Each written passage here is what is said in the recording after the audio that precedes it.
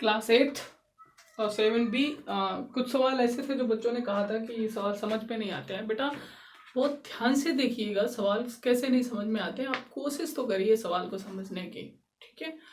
कोशिश हम भी कर रहे हैं कि उसको समझाने का प्रयास करें, लेकिन आप लोग भी देखो सवाल क्या कह रहा है, सवाल को फील करो, सवाल को समझो।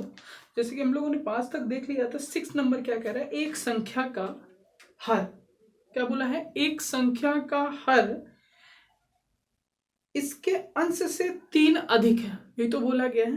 कौन सा नंबर है, जो 6वां प्रश्न है वो बोला गया है। क्या बोला है कि एक संख्या का हर, देखो मैं ये क्वेश्चन नंबर 6 लिख रहा हूं यहाँ पे।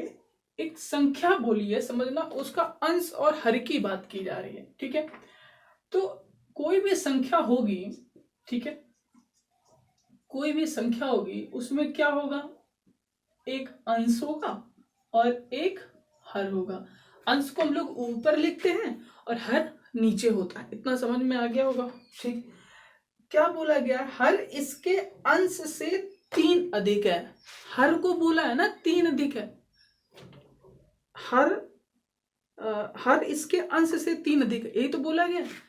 तो अगर हम लोग मान लें, माना जो अंश है वो x है, मान लिया, माना जो अंश है वो x है, तो सवाल में बड़ा प्यारा से बोला गया है कि हर जो है वो अंश से 3 अधिक है। तो हर अपने आप क्या हो जाएगा, हर अगर 3 अधिक है तो x + 3 हो जाएगा। ये 2 पॉइंट बन गए। क्या बना, सवाल में बोला गया है जो अंश है, ठीक है, वो नहीं, जो हर है वो अंश से 3 अधिक है। मैंने अंश को x मान लिया तो हर अपने आप 3 अधिक हो गया, ठीक है। अब प्रश्न बनेगा, सर आपने तो अंश मान लिया, हम कैसे माने, यही तो है ना, और तो कुछ है नहीं।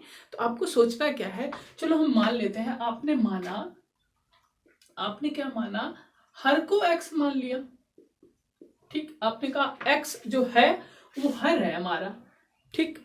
अब जो हर है वो अंश से कितना अधिक है, 3 अधिक है। तो अंश क्या हो जाएगा, x - 3 हो जाएगा, यही तो हो जाएगा ना। नहीं समझ में आया, देखो बेटा बड़े आराम से समझना है, ठीक है।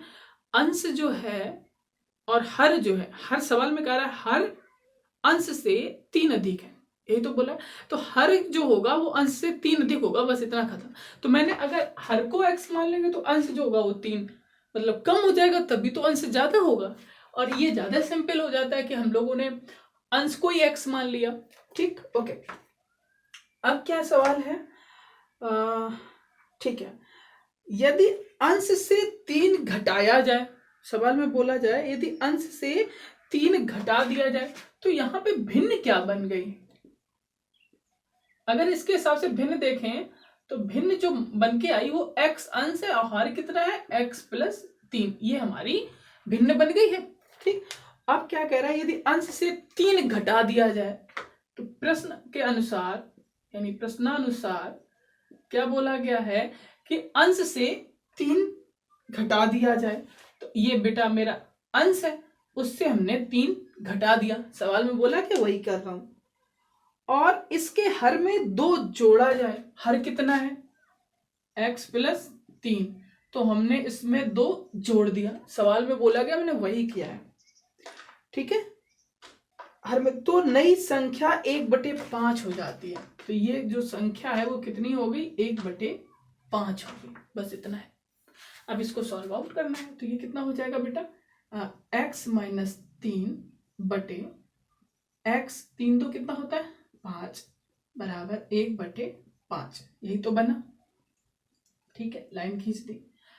अब क्रॉस में मल्टीप्लिकेशन, कैची गुणा, तो 5 के गुणा यहाँ पे करो तो कितना होगा, 5x - 5 × 15 बराबर 1 का करेंगे तो वही आ जाएगा x + 5। x यहाँ ट्रांसफर करो, 5 भी यहाँ ट्रांसफर करो, या फिर 5 को ना करो, 15 को वहां ट्रांसफर करो। 5 यहाँ पे x इधर आ गया तो कितना हो गया, 5x - x, यहाँ पे 5 है और प्लस का 15, तो यहाँ पे कितना बचा 4x, यहाँ पे 15 5 कितना हो गया 20। तो x बराबर कितना है 5।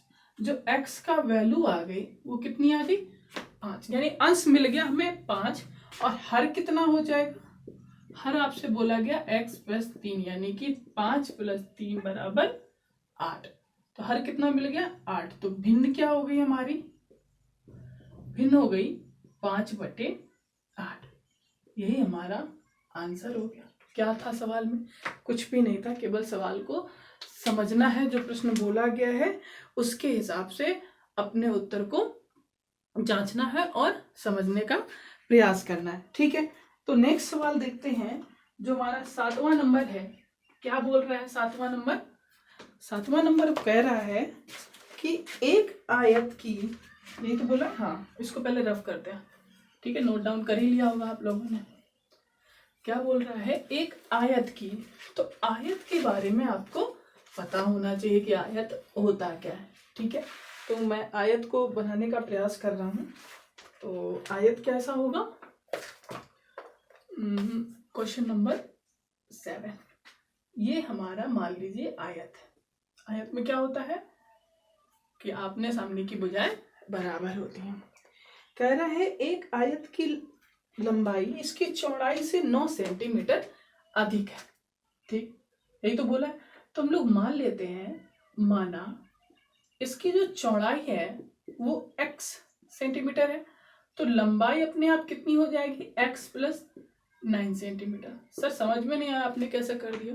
सवाल में बोला गया है जो लंबाई है वो चौड़ाई से 9 सेंटीमीटर अधिक है। तो अगर मैं इसको x मान लेता हूं तो ये x + 9 नहीं हो जाएगी? ये अपने आप जो उसकी लंबाई है वो x + 9 हो जाएगी। क्यों भैया? क्योंकि सवाल में ही कह रहा है 9 सेंटीमीटर अधिक है ना। बेटा सवाल को समझिएगा, जितना उतने अच्छे से समझ में आएगा ना। आपने प्रयास ही नहीं किया उसको समझने का, तो फिर आपने बिना देखे उससे बोल दो कि अरे सवाल ही नहीं समझ में आ रहा। आप कोशिश तो करो, नहीं समझ में आ रहा है फिर वीडियो प्ले कर लो, दोबारा कर लो। ठीक है, एक बार देखो, 2 बार देखो, 3 बार, जब तक देखो जब तक आप समझ में नहीं आ रहा है। ठीक है, क्लासेस चालू हो जाएगी तो ऑब्वियसली 1 बार नहीं 2 बार 3 बार समझाएंगे, 4 बार। ठीक है, फिर क्या बोला है? लंबाई और चौड़ाई प्रत्येक को 3 सेंटीमीटर बढ़ाया जाता है, तो नए आयत का क्षेत्रफल दिए हुए आयत के क्षेत्रफल से 84 सेंटीमीटर अधिक होगा। ठीक है, अगर मैं इसके क्षेत्रफल की बात करूं अभी, तो क्या होगा? क्षेत्रफल बराबर क्या होता है? लंबाई गुणा चौड़ाई। तो लंबाई कितनी है? x + 9, चौड़ाई कितनी है? x। ठीक, ये हमारी पहले का निकला है। अब प्रश्न क्या बोल रहा है? अब प्रश्न बोल रहा है कि इसकी जो चौड़ाई है वो हमने 3 सेंटीमीटर बढ़ा दी, और इसकी जो लंबाई है वो भी हमने 3 सेंटीमीटर बढ़ा दी। तो ये कितना हो जाएगा? x + 9 3 12 centimetre. यही तो हो गया, यही हुआ, 3 सेंटीमीटर ही तो बढ़ाया गया। हाँ, तो अब इसका क्षेत्रफल क्या हो गया? तो क्षेत्रफल हो जाएगा x + 3 लंबाई, चौड़ाई, और x + 12 लंबाई। यही तो होगा। अब सवाल कह रहा है कि जो नया क्षेत्रफल है वो पुराने क्षेत्रफल से 84 सेंटीमीटर अधिक होगा। तो नया क्षेत्रफल बेटा कितना है? x + 3 और x + 12, ये हमारा नया क्षेत्रफल है। और पुराना कितना है? x और x + 9। अगर नए वाले में से पुराना घटा देंगे तो सवाल कह रहा है 84 सेंटीमीटर बचना चाहिए, यही सवाल कह रहा है। तो अब हम इसको सॉल्व आउट करेंगे, तो x का मल्टीप्लाई करेंगे तो x² + 12x, 3 का करेंगे तो 3x + 12 36 minus x² plus minus का 9x = 84। x² से x² कैंसिल हो गया। 12 3 कितना होता है? 15, 15 में से 9 गया 6x, और 36 को वहां ट्रांसफर किया तो कितना बचा? 84 माइनस 36। तो 6x बराबर, अब 84 घटा 14 में से 6 गया, कितना बचा? 8। सही है ना? 14 में से 6 गया 8, और 7 में से 3 गया 2। 7 में से 7 है, 7 में से 3 गया 4 3 7। तो x बराबर क्या हो गया? 48/6। तो x की वैल्यू कितनी आ गई? 6 से कट जाएगा, 6 48, यानी x बराबर कितना आ गया? 8 सेंटीमीटर। यानी कि चौड़ाई जो है वो हमारी 8 सेंटीमीटर आ गई, तो हमारी लंबाई क्या हो जाएगी? 8 + 9, यानी 9 8 17 सेंटीमीटर। ये है सवाल। ठीक है, तो ये 2 सवाल हैं आप लोगों के लिए, ध्यान से देखिएगा, लगाने का प्रयास करिएगा, फिर ना आए तो फिर बताइएगा।